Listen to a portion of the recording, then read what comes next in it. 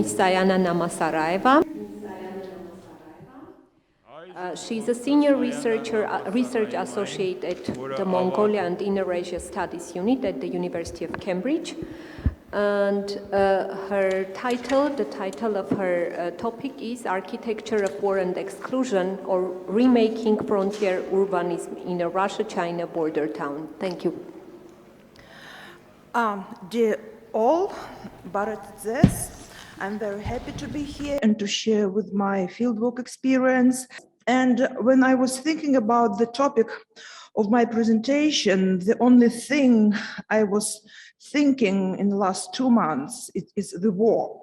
And I know that Armenia is in a war condition already for many years.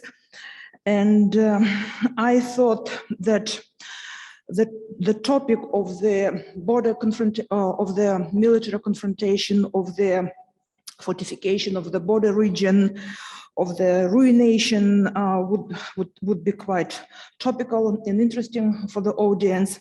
And that's why I have chosen this special locale on the Russia-China border. It's a place called Zabaikalsk. So the topic of my presentation is Architecture of War and Exclusion, or Remaking Frontier Urbanism in the Russia-China Border Town.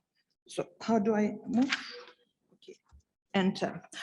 So now we move back to the eastern frontiers of the Russian Federation, and you see these little dots along the border and a place called Zabaikalsk and Zabaikalsk on the Russian side and Manjuli from Chinese side. They can be viewed as twin cities because they kind of originated at the same time, and they lived in the symbiotic relations for almost a century. When a century ago, Russia built Trans-Siberian Railway, and it entered to the nowadays Chinese territory, but at pre-revolutionary period, it was all railway concession of the Russian Empire through the northern China. But political situation was changing rapidly, and about 1920s, Manjuli and Zabaikalsk have been separated, and they started their independent and different lives. So we can zoom closer to see how Zabaikalsk and Manjuli position. So Manjuli is from the southern part. You see nowadays it's much bigger than Zabaikalsk. Zabaikalsk stays at the northern part, maybe like in 3 kilometers away from Manjuli, and you see this kind of a state borderline, which kind of in reality presents a very complex engineering kind of a system with many wires and lines of protections, of control, everything to limit not on human movement across the border. So on this picture, you can see that the body of the,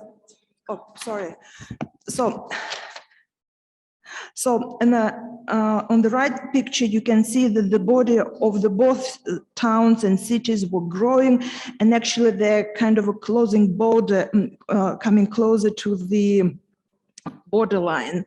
And my focus will be mostly on Zabaikalsk, on the Russian border town. And previously, Zabaikalsk was a village called Рабочий поселок, to serve the Trans-Siberian Railway, and it even didn't have a proper name that time. It was known just the railway siding number 4086. And then after a local war with Chinese and White Russian forces in the 1920s, it was renamed as Atpor in Russian, which means rebuffing or counter work. But in 1953, on the start of the Soviet-Chinese friendship, it was suggested to rename Atpor to something that would sound more friendly to China and Chinese, who were at that time considered as the younger brothers in the Soviet bloc kinship system. So in 1953, Atpor became Zabaikalsk, which stressed more on the regional belonging rather than on historical confrontation and hostility with China. So as we move further, so this is the picture how present-day Russian-Chinese border looks like. So you will see architecturally these big Chinese gates, they called gates of the state, are kind of dominating the space. And the Russian kind of state gate, it looks like very similar. So I will be arguing that the seniority position in the Chinese-Russian relations also can be viewed through the architecture. However, local rumor says that money, which was built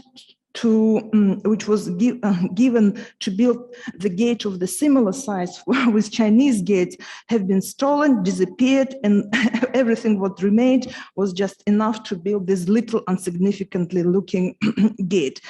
Anyway, so you see this kind of symbolic line demarcation between Chinese and Russian side, and Trans-Siberian Railway, it plays a very important role for the both cities. And cargo traffic through Zabaikalsk intensified starting from 1990s when China started exporting goods via Manjuli and Zabaikalsk to Europe. But Manjuli in 1990s and during 2000s rapidly developed and even was rapidly developed and even was called as a pearl of the north, to the contrast to Shenzhen and similar to Shenzhen, a pearl of the south, and became a symbol of modernity and commercial success in the northern part of China. So broad avenues with nightclubs, restaurants, and shopping malls attracted many international tourists to Manjuli, and Russian tourists became for Russian tourists, it became a popular place for shopping, weekend tourism, and nightlife. Manjuli even was positioned by the Chinese authorities as a paradise city for Russian tourists. And interestingly, one Russian soldier who used to be employed in a border service from Russian side, he was shocked to see the great changes which Manjuli experienced during transformation of 1990s and 2000. In his travel review, in his live blog, he kind of commented about the rapid development with great surprise. I quote, 25 years ago, it was a gray and dusty town in the barren Mongolian steppe, which didn't have any green dots of bushes and trees. There were only 3 stored buildings in Manjuli, which we used as the highest landmarks for our artillery shooting training.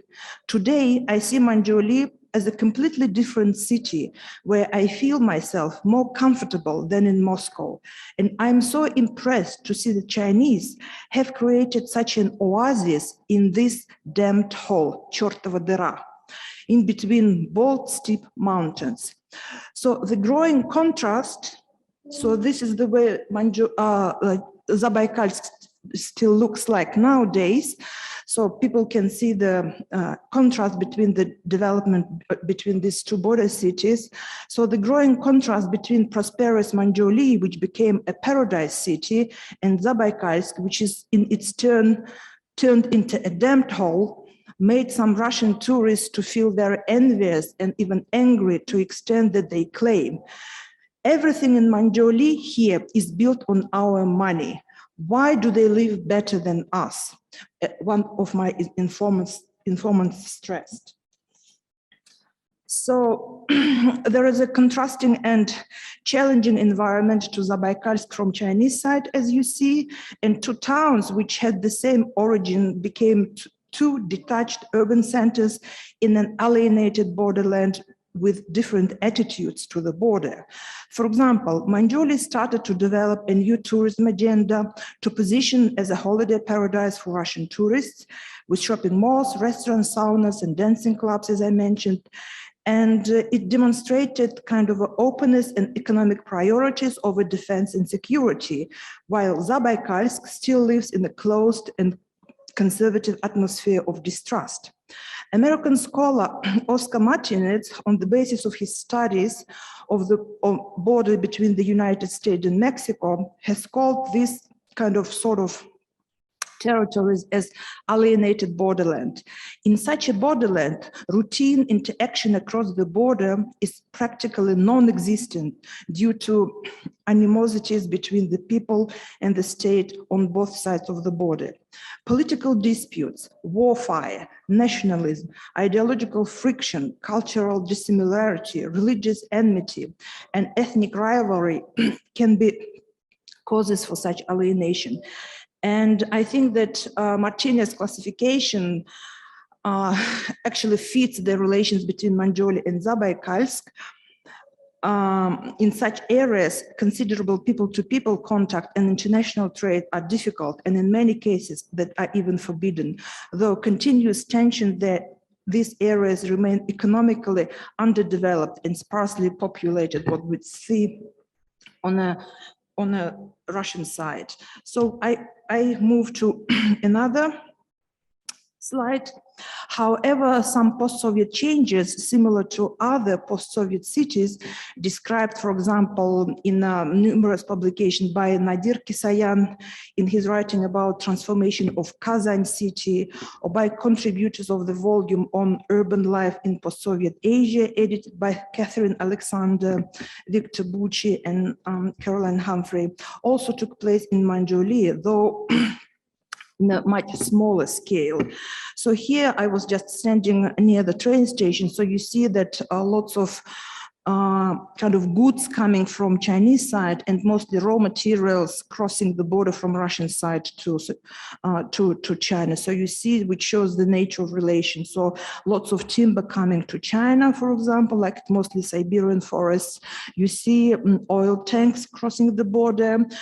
That time when I was doing field work in 2013, quite a long time ago, it was the summer of the military drill in the frontier areas. So all area was packed with various kind of weapons, armed people. And at the same time, you see that the kind of features of the growing border trade when people go to do shopping on the Chinese side for weekend, and then they keep all these things they bought with them. So it was called chelnochny business, like suitcase traveling, very popular business during the 90s and 2000. So, and you also see some new places for ethnic and multicultural spaces, and also for religious life. So more of Buryat population who was at Soviet time was not kind of allowed to come to Manjuli because it was restricted area, now entering the city. So people build their own houses, they involved in border trade, and now they're accepted to work in these government kind of a military units to serve the border. So when I asked one of the local Buryats, so why so many Buryats are now accepted to work on these prestigious military positions, he just laughed and said, but someone should work. So probably it was kind of an inequality in his words to express. So another feature, there is also Chinese traders are moving into the city, but not in big numbers.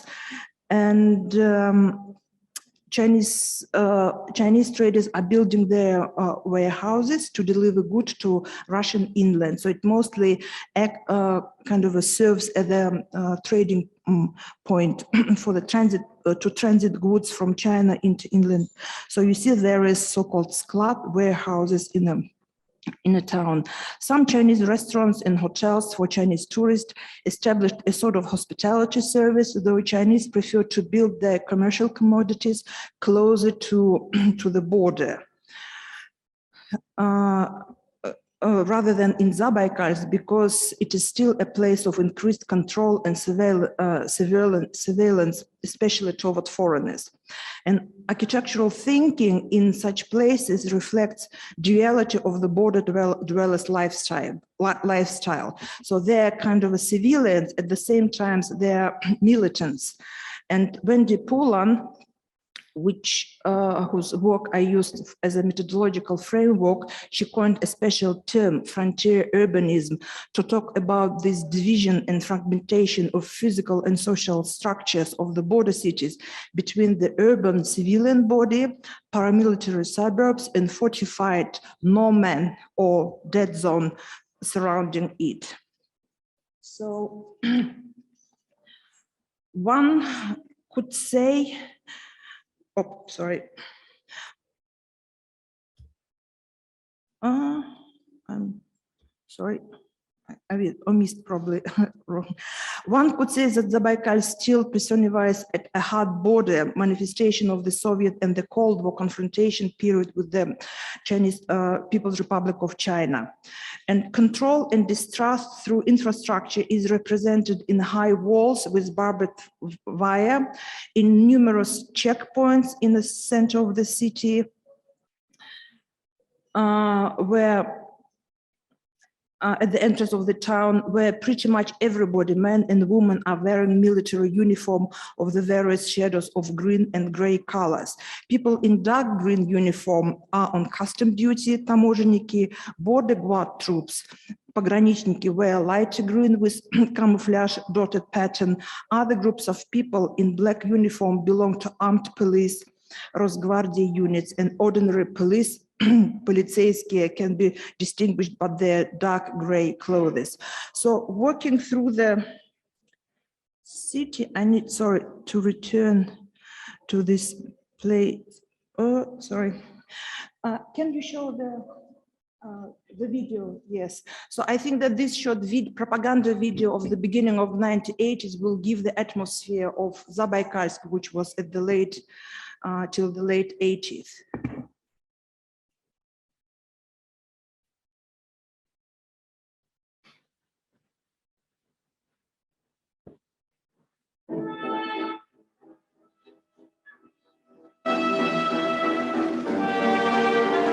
Здесь, по этой равнине за Байкалом, пролегла граница между нашей страной и Китаем. Там дальше китайская земля. Под недобрыми взглядами с той чужой стороны и живет наша пограничная станция Забайкальск.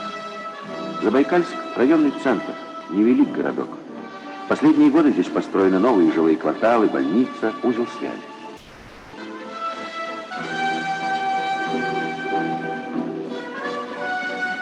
Отсюда, от границы. Just to show that the center of the Zabaikal is still dominated by the Stalinist architecture, which actually nowadays in absolutely bad condition. So control in distrust through the infrastructure is represented in high walls with barbed wire, in numerous checkpoints at the entrance to the town. Oh, I already said it. So walking through the streets, can we go back to the slide, please?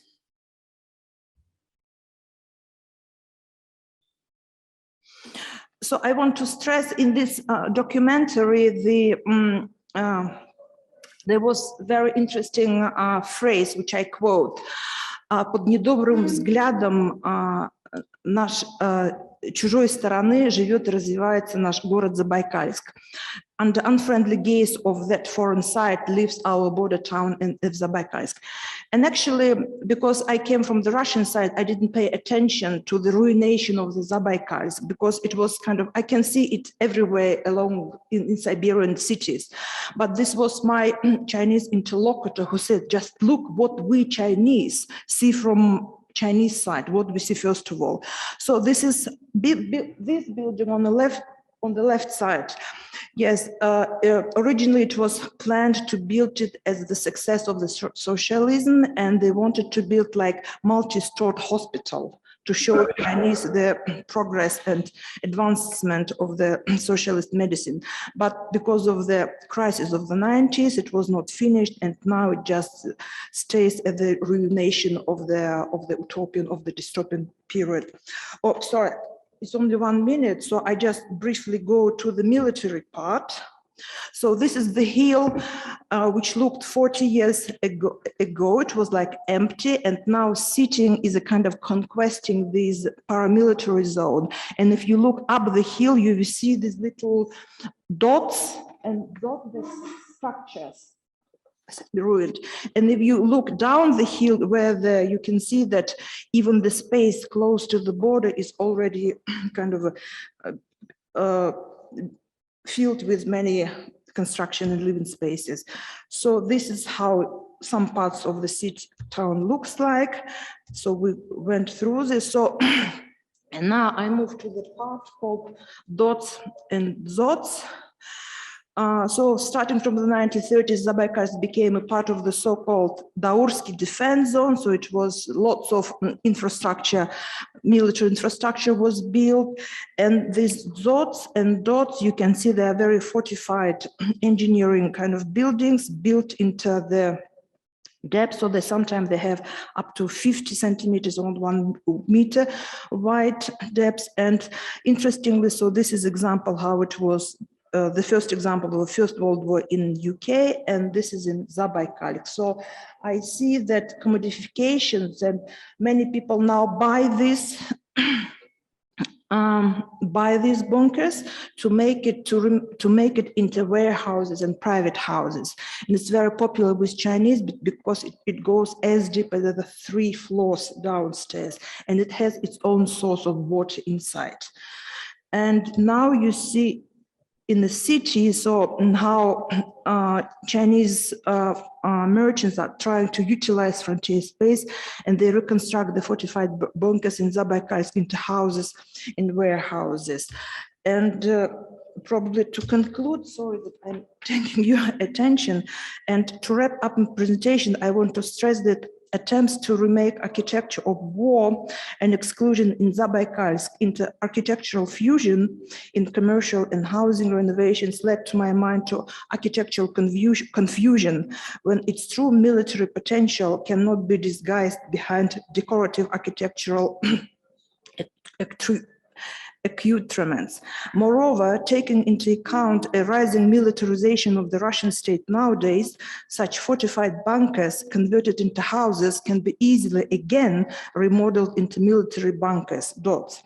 And the state, for the sake of the so-called security and national interest, can again throw Chinese merchants out of the country without respect to their property rights, as it happens in the beginning of the 20th century in the far eastern towns and cities such Blagoveshchensk and Vladivostok, where the anti-Chinese pogroms still remembered among the local population.